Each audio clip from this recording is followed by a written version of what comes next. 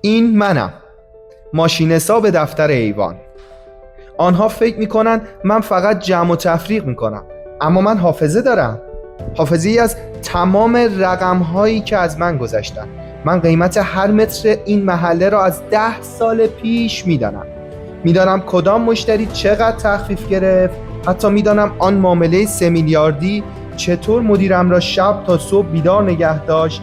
اما بزرگترین رازی که میدانم این است: پول خوشبختی نمی آورد، فقط فرصت می آورد و من شاهد تبدیل آن فرصتها به آرزوهای تحقق یافته بودم. من فقط ماشین حساب نیستم، من ثبت کننده لحظه هایی هستم که ترس به اعتماد تبدیل می شود.